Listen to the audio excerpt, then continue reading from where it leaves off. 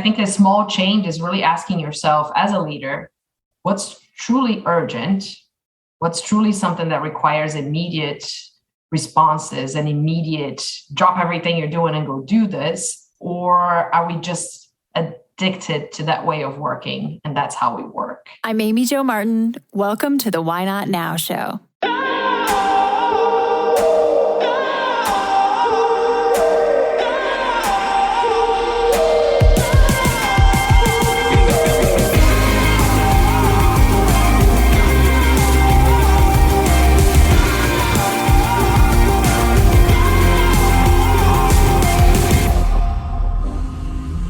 You know that thing you've been thinking about doing?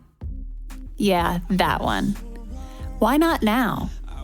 Have you ever actually taken the time to ask yourself, what's stopping me? Let's talk it through. This is your chance to give that idea the attention it deserves and take action.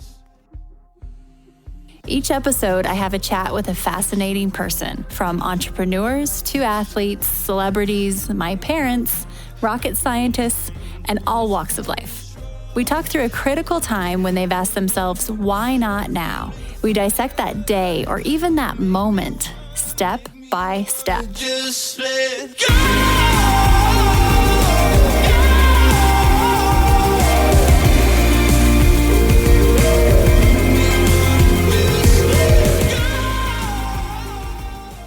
We have Tatiana Ferreira on the show today. She is my friend. She is a renegade, an official renegade, and she is the senior vice president at Neiman Marcus. Now, Tatiana has quite a colorful career journey. If you look at her roster, she's worked for some of the biggest brands in retail and fashion, and she actually got her start at Disney. So talk about customer experience. You can definitely bet we touch on that. As a top Latin female executive in the luxury experience arena, she has been able to do some things that's pretty unheard of. One of which is bring mindfulness into the corporate world. And that is something that is sometimes talked about, but rarely actually executed. Tatiana talks through in this conversation the ways that she was able to actually bring that forward. Some tactical suggestions for others in how to introduce the topic of mindfulness, the ROI of mindfulness, and actually bring it forward within the corporate walls per se. Although we don't have a lot of walls lately, right? Because we're working from anywhere. Tatiana's Why Not Now story resonated with every cell in my body. It was extremely relatable, and she refers to it as productivity hell. So those times when we have been addicted to productivity. She talks through what happened, some of the rules she set for herself, and how she was able to shift and get pretty fierce and ruthless about her new priorities. We also discuss service excellence and what it looks like today versus what it looked like 2 years ago and 10 years ago. Some things have stayed the same, and obviously some have changed. Hearing from someone who is at the highest levels of service excellence is a treat, because I definitely learned a thing or two about the customer journey and ways that we can reframe the way we've thought about customer service. Tatiana is definitely a corporate renegade, and we need more of them out there. You will understand how she paves a path that has not yet been taken. And without further ado, here's Tatiana Ferreira.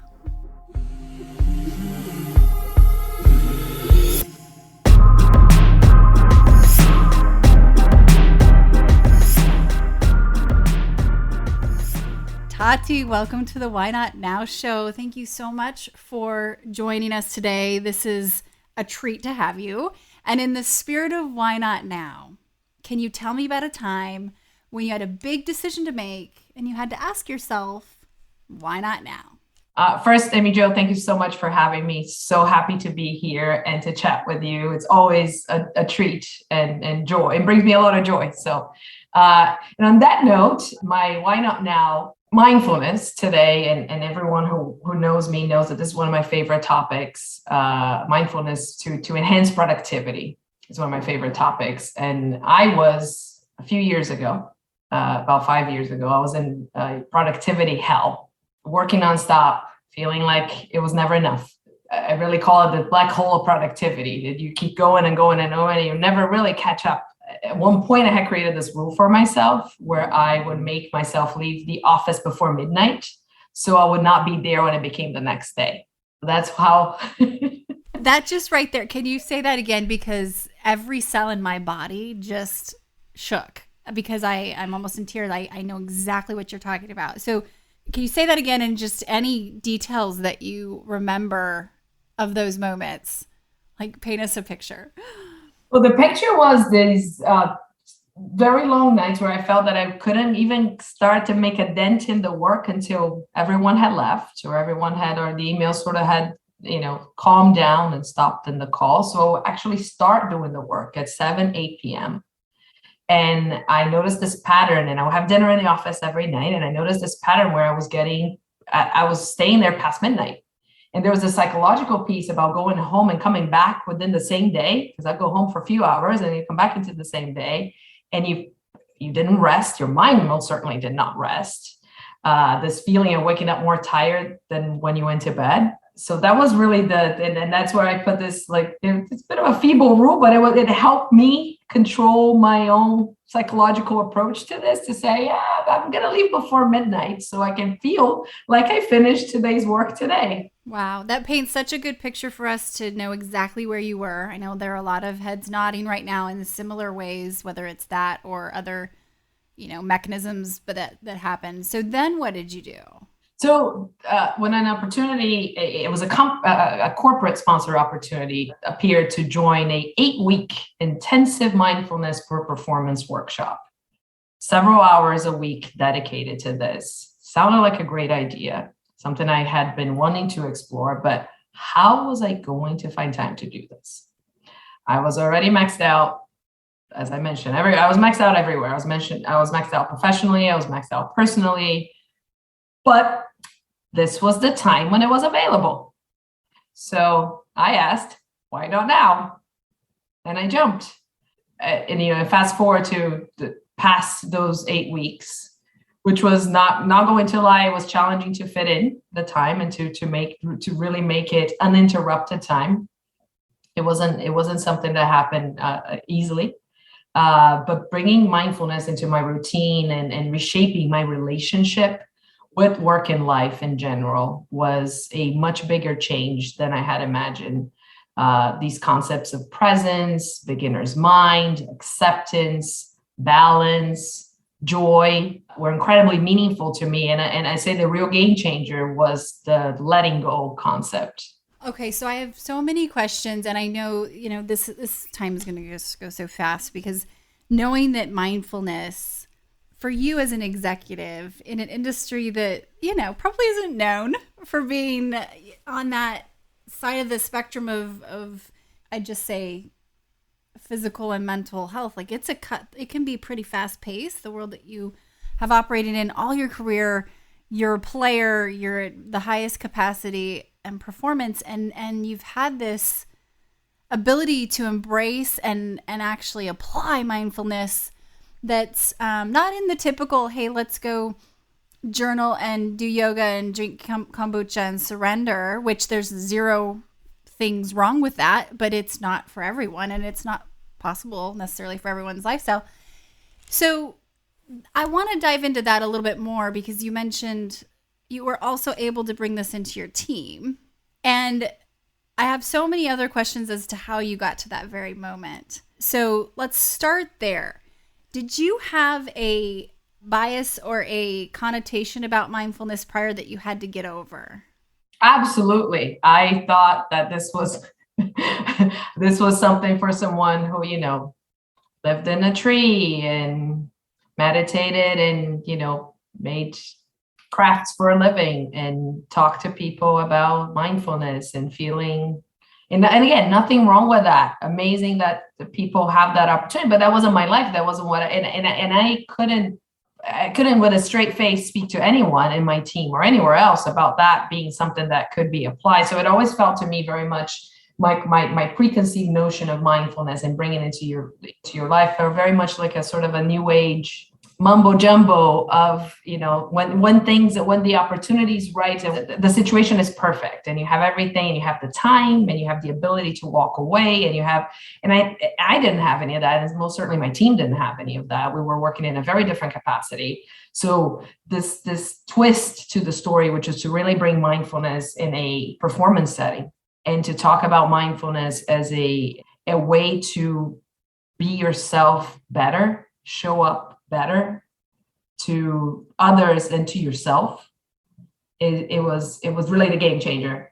So the value prop was positioned to where you could see the ROI from other angles. I love that because that's how I fell into it as well. Some of my best friends are the people who live in the trees and create crafts, and those are great. I've tried to pendulum swing there before after a big burnout and be that person, and it's just not me. But that being said, I was kind of tricked into it because I had learned and saw the research of, well, you have more creativity come to you, can get better creative ideas when you practice this. And so I was like, okay, this is kind of a Trojan horse. And then I realized, oh, there's lots of other even bigger benefits. But for you, Tati, when you first started, I know that sometimes when we hit these points in our careers where, let's say, you're leaving before midnight just not to roll into the next day, we get sick and tired of being sick and tired of that situation. And we put some ruthless prioritization in place, which you did with this 8-week course. If we back up a step from there, how did you end up in productivity hell? And I ask because I've been there too. And so many people would say to me, why are you doing this? Why are you working that hard? And so I'm just curious if when you reflect, what was driving you? Mindfulness helped me bring awareness to it, which is this idea and this personality trait that I have of always looking to do something in a better way, continuous improvement. And there's something else that I can do here. I can make this a little bit better. I can push this a little bit further. And with that in mind, it's great if you're utilizing that in a positive, constructive way and bringing that expertise and bringing your contribution to something. But when you don't know when to stop and you really continue pushing and you really continue, and I realized actually that it was more proving it to myself. And I was doing this, it wasn't something that was and I don't know if you went through that same process, but I realized that the one that was holding myself accountable to that level of you're not getting out of this chair until this is perfect was me. I was the one that was doing that. And it's a snowball effect because what happens day after day after day, your capacity to deliver excellence is diminished. So it is a snowball effect of I'm doing this and I want to deliver excellence, but I'm pushing myself beyond the point of excellence where I am actually past that point and getting to the burnout point. And then tomorrow I'm going to do the same thing. So I'm going to pick up the burned pieces and I'm going to try to light them up again. And so on and so on and so on. And you do that day after day after day. And then you hold yourself to even a higher standard because then the quality of your work is not the exact same as it was. So you continue to push yourself further and further and further. And that's how I got into productivity. Okay. Like addicted to the progress, addicted to the results, which perceived progress is an ingredient of happiness. So is perceived control, which I know you and I have talked about in even controlling our own days. And I'm using air quotes for those listening when I say control. So I think that's so helpful for everyone to hear because 100% responsibility. You realize, yep, I created that situation and you also found your path out. But as those who are listening, who are maybe you've instilled mindfulness into some huge organizations that may not have been the most conducive from the outside looking in. What are some of the tips that you have for those who are wanting to do the same and maybe sell it upward or sell it cross? You have authority, you're a senior leader. A lot of senior leaders are listening and probably wondering, how can I advocate this in and fly that flag? It's a great question. I think articulating the value proposition is a very important one. And to that point, attacking the preconceived notions head on, what this is, but also what this is not. I think being able to share that in a very clear way with the team is great. Finding your allies in those environments. You're not going to be able to do this alone. You need allies within the teams. Some of the biggest allies that I gained within my team were the people that didn't believe in this at all beforehand, didn't think there were going to be any benefit out of this. And it then becomes a very powerful statement that they're making around, you know what, this is actually interesting. This could work. This made something better for me. And those are the detractors, right? The naysayers. So that's always very powerful to get. You're not, and also knowing, by the way, that you're never going to have everyone there. And that's a very important, there's a group of people that are going to still look at, even with a value prop, even with all the benefits, even going through that program, there's a very big piece of openness that needs to be there for even to hit the right places. So you're not going to have everyone there, and it's okay, but you can and you will make a big impact to the entire team. And I'll say that the most, as important as the other, but I think the most effective way is to really break it down into bite-size learnings and conversations, and really taking your time. You're not going to jam that all into, even like I was saying, my original course was an 8-week intensive course. You're not going to get this in one conversation or in 2 conversations or in 2 sessions with somebody, 3 sessions. That's not going to be enough.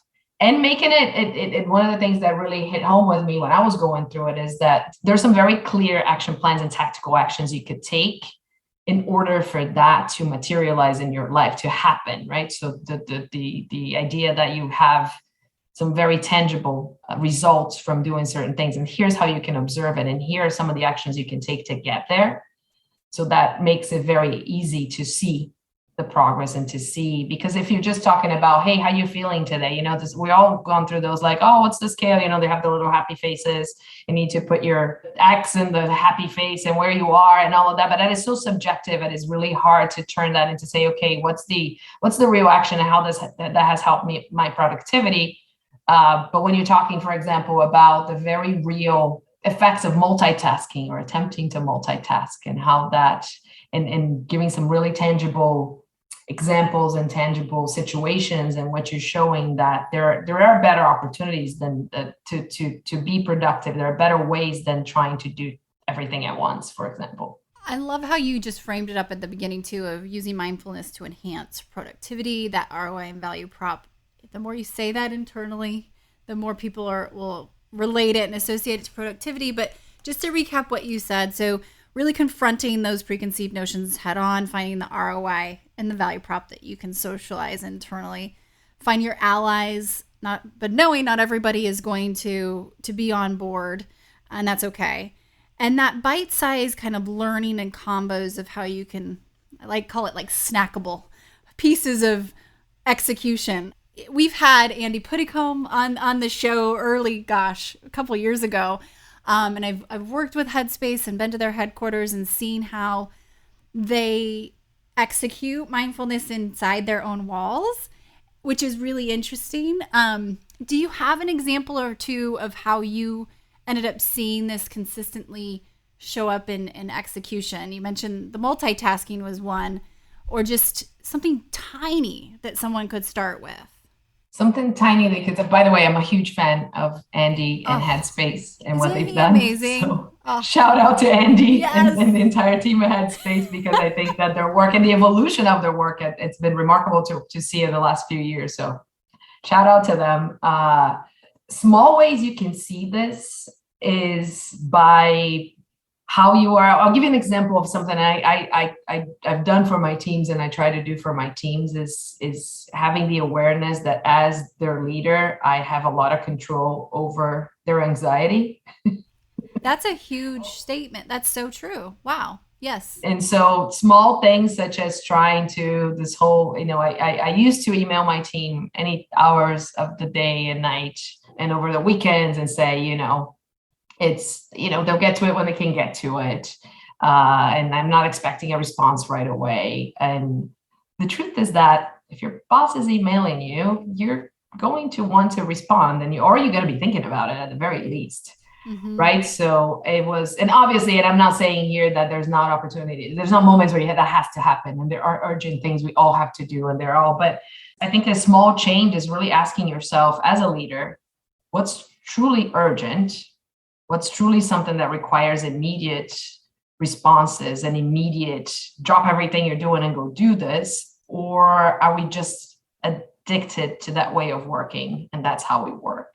And 80% of the things we do are not really that urgent potentially. And the other flip side to this is that maybe if you spend another day with it, or hours, or however long that you deem to be adequate, that you actually get to a better request even.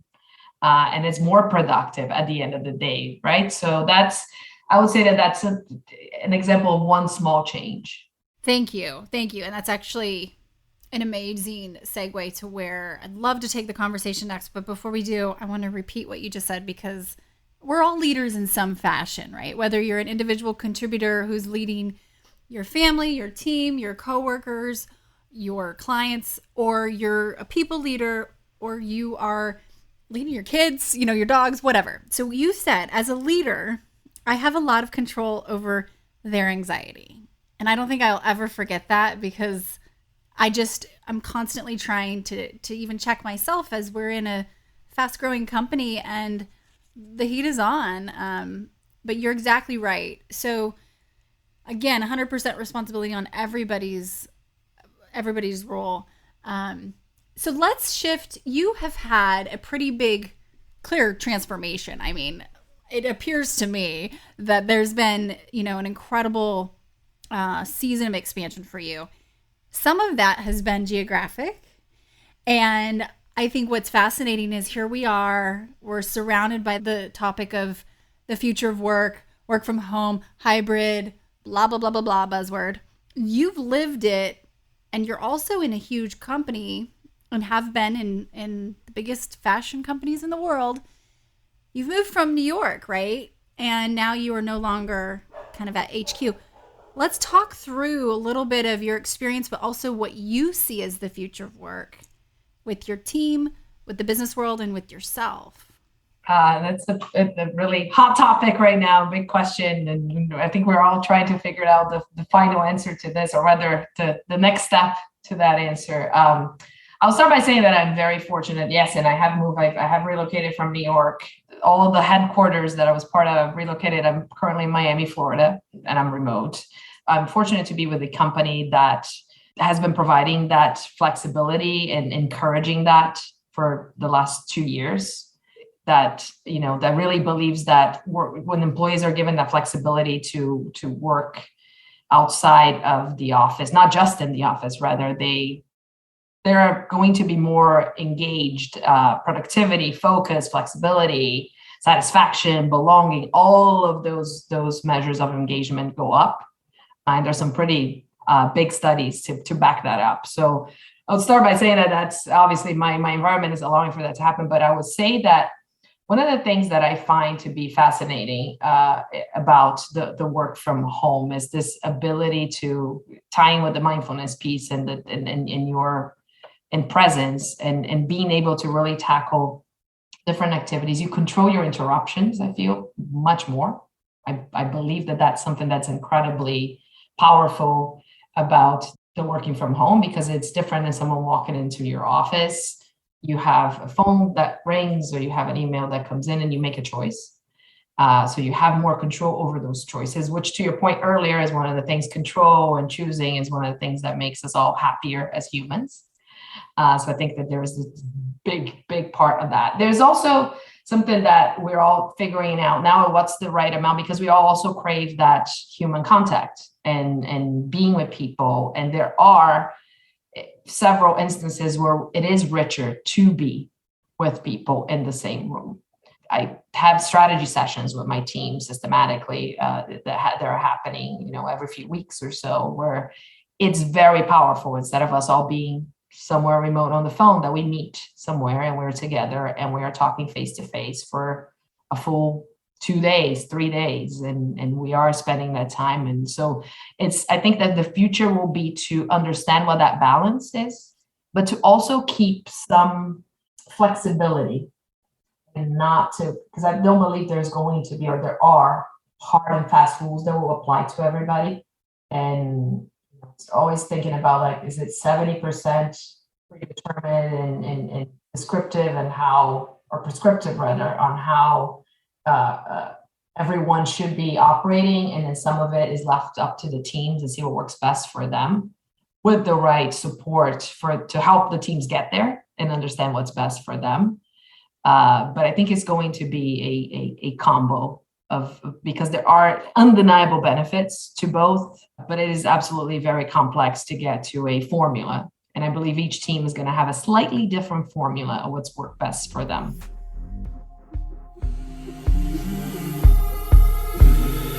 We're going to take a quick break and we'll be right back.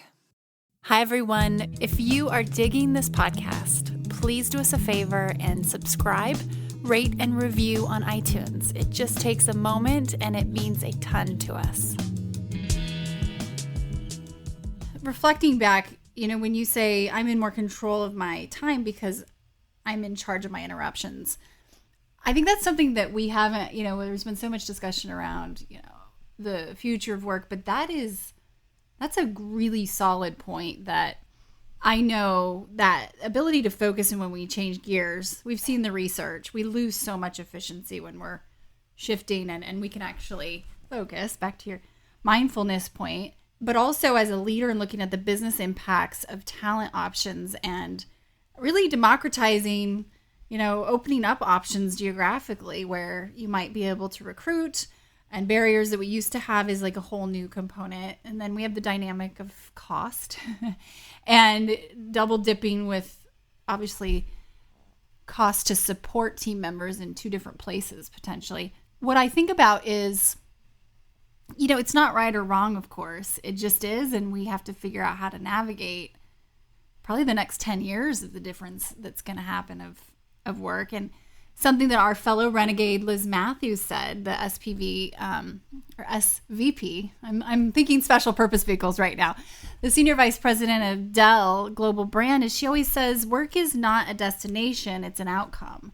And so truly that work from anywhere, you can romanticize it or you can kind of dismiss it and think of it as a negative.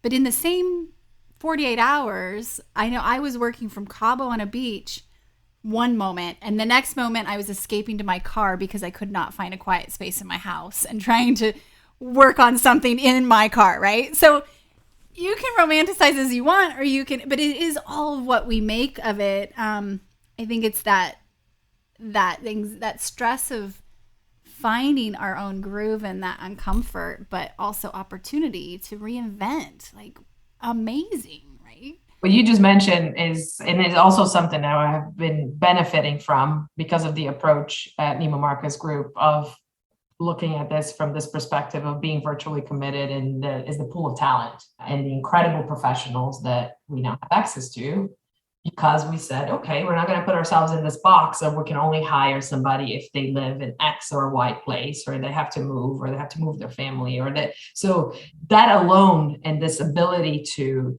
meet people halfway as well, and have this opportunity to, you just expanded your pool everywhere.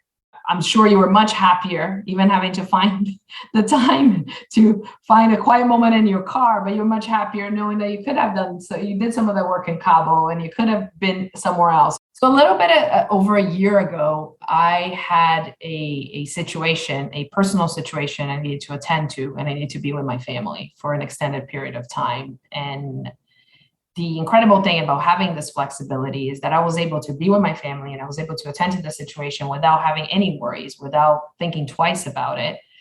And at the same time, being able to dedicate time and to be able to participate in important events and things that are happening at work.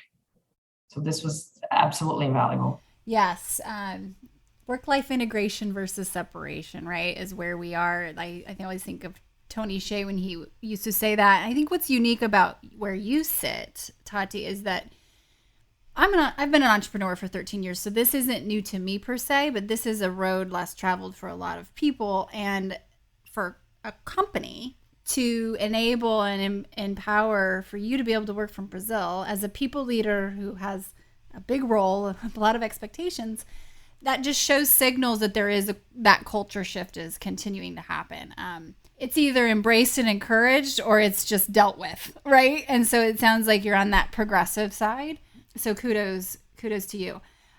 I would be remiss not to just ask, any trends that you're seeing? Okay, so as background, as you heard in the intro, Tatiana has spent her career working for some of the most iconic logos you can imagine, and one of which early days was Disney. So customer experience is in your DNA. What are some of the trends you're seeing? And you can just rattle them off like rapid fire if you want, from a customer journey, customer experience standpoint. And yes, we can nod to the fact that everything's been flipped upside down over the last couple of years, so there are no rules. Yeah, no, absolutely. And some things didn't change, by the way. Yes, we flipped it upside down, but our desire to, as people, and of course as customers, to feel special, to feel heard, hasn't changed. What I would say it's evolved is an expectation and a desire for respect for your individuality and the personalization that comes with it. So it's not about what you tell your customers they should do, but what you can do to help them bring forward the best versions of their true self. And the customer expects that, right? So I know you've said that to me before, like talking about people want to feel special. And so that hasn't changed. How we do it might have changed. How quickly we better do it might have changed.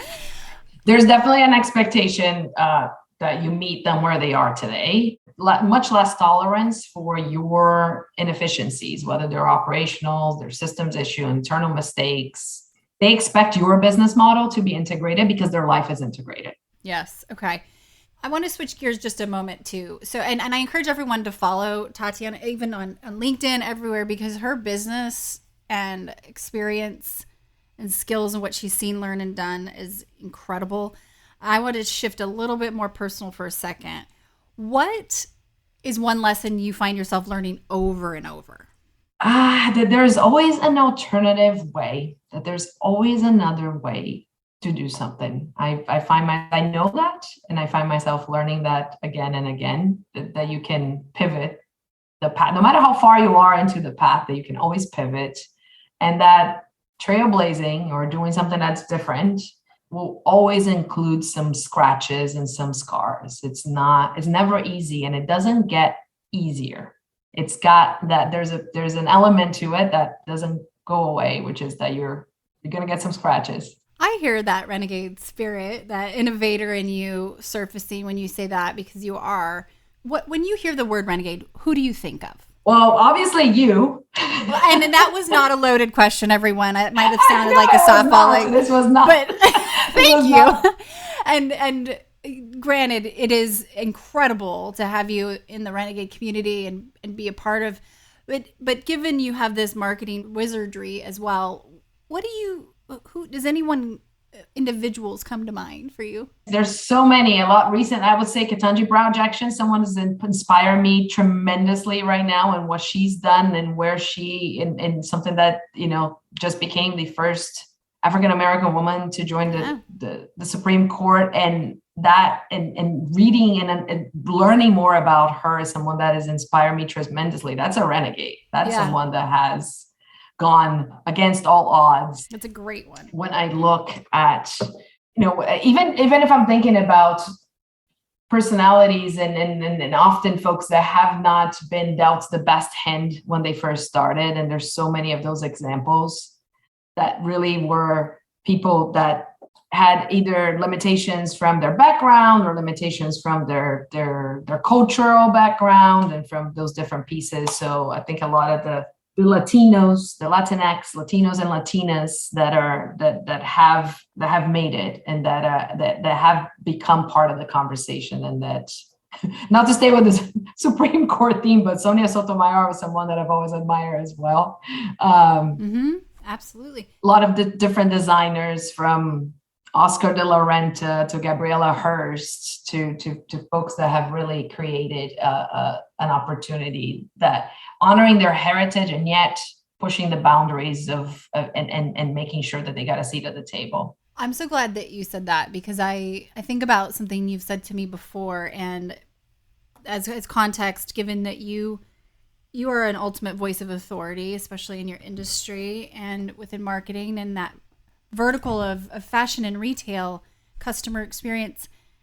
You've said before that being Latina was never a factor, really, and that there you talk about over-indexing a bit on the similarities that you share with others. Could we double click into that for a second, and could you share a little bit more of what you mean? We were talking a little bit about my upbringing when we talked about that, and how, I had this extreme support to look for what I love to do and to look for the opportunities, but that changes happens when you're able to be a part of the conversation, when you have a seat at the table. That's, in my view, how you can really influence and make change happen.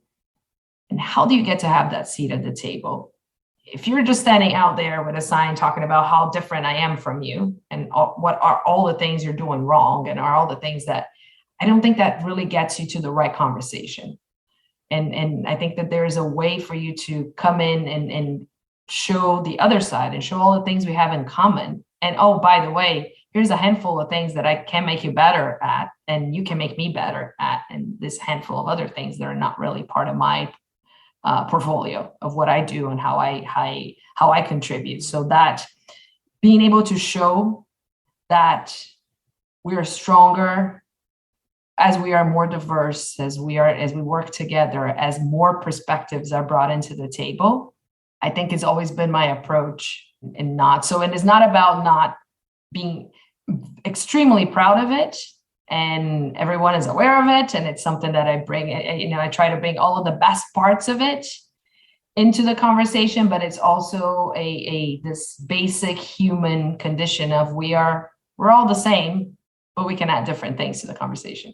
I love that so much. It's I think that is invaluable advice and relevant to really everyone, because we can always find the reasons why we're not similar.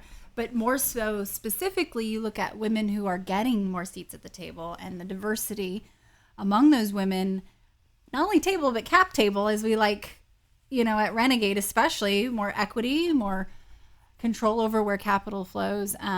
It's such a great way to look at it, and it's an asset, I think, that point of view. Okay, a few rapid fire questions if you're game. Of course. And let me preface this, because I will say last week I was Zooming with Tati and I had this jumpsuit on, and remember, fashion's not really my thing, but I am actually really interested in it and kind of in this season of life where I'm leaning in, and I didn't know what shoes to wear. So if you can visualize this, everyone, I'm standing on my chair in my home studio and I'm like, what shoes? And so I send her a photo of my options, and she's guiding me. So you are my fashion mentor. I hope that you know that this is you. Yeah. I'm happy to be, and so honored to be. You've got a lot of coaching to do here. That being said, let's start off here with the rapid fire. The first piece of advice that comes to mind when you think fashion advice for someone. Any tip? Wear something you're comfortable with. Boom. Got it. Love it. Secondly, what keeps you up at night? Am I making enough positive impact? All right. Is there anything that you've read recently or watched that just inspired you to take action? It could be a book. It could be an Instagram meme. It could be a documentary. That's so many, and it's actually harder to choose the one that I will tell you, because I am inspired to take action weekly with different things that I see, and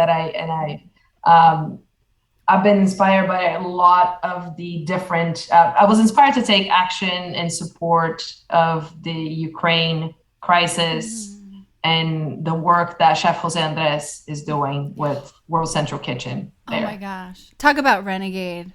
How cool is he? Thank you. I didn't mention him as one of my renegades. I'm not sure why, but yes, he was definitely on that list of people.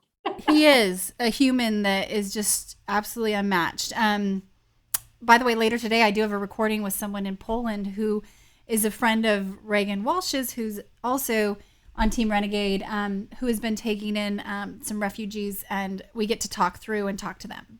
So how amazing. It's neat. Okay. And next question. Pirates or ninjas? Who is tougher and why?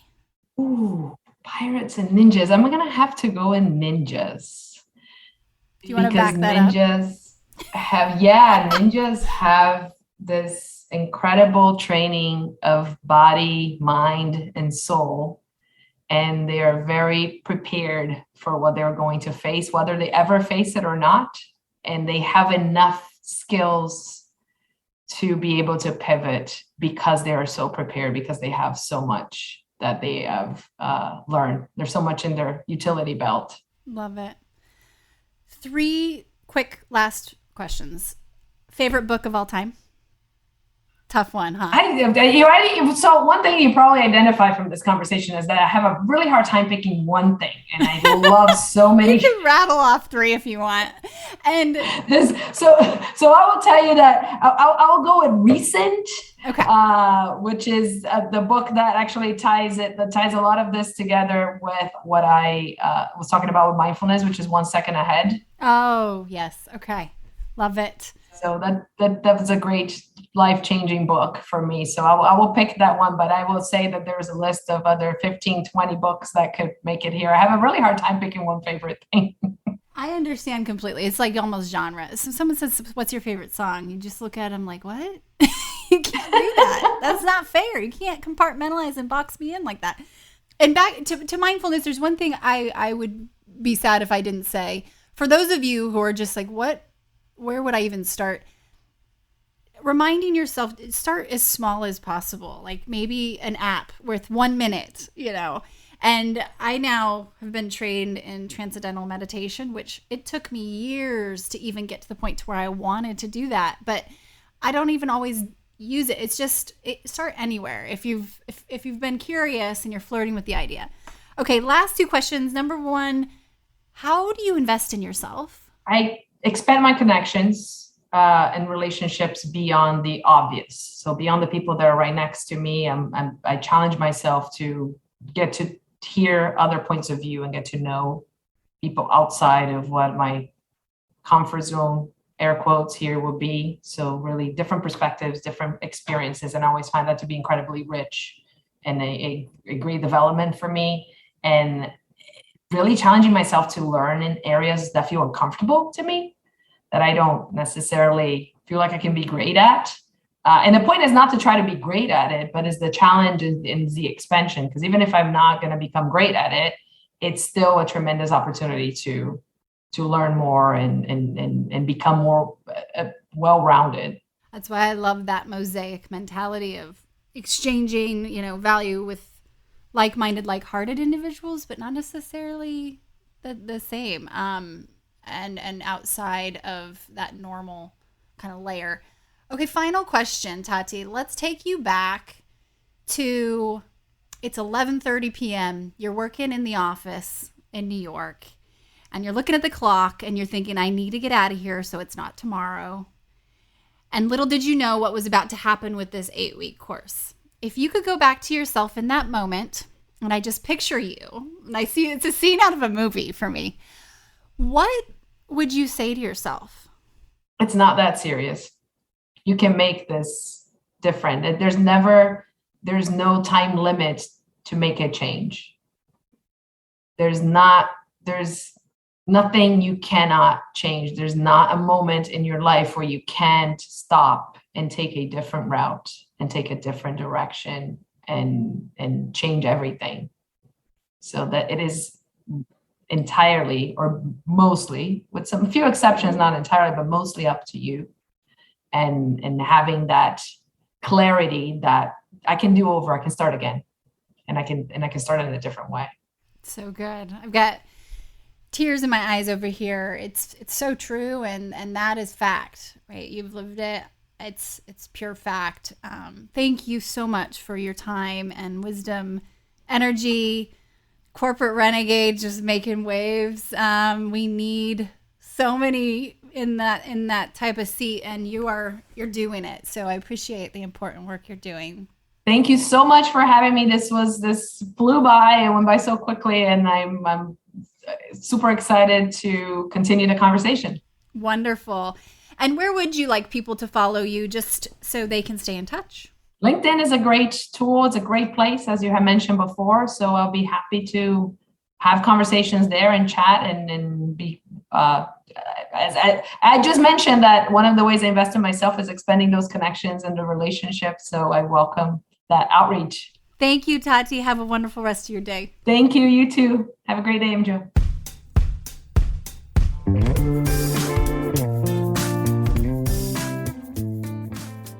Hey everyone, thanks for listening to the show.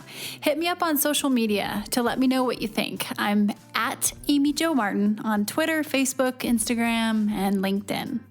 And I want to hear your Why Not Now moments so I can share them on the show.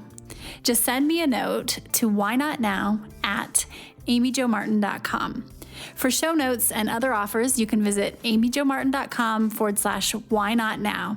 And while you're there, don't forget to sign up for my email newsletter for exclusive content and announcements. A big thanks to Rock Salt Music for all of the tunes by the talented John Coggins. And of course, a hat tip to Richard Brewer for editing and producing the show. I'll see you next time. And until then, why not now?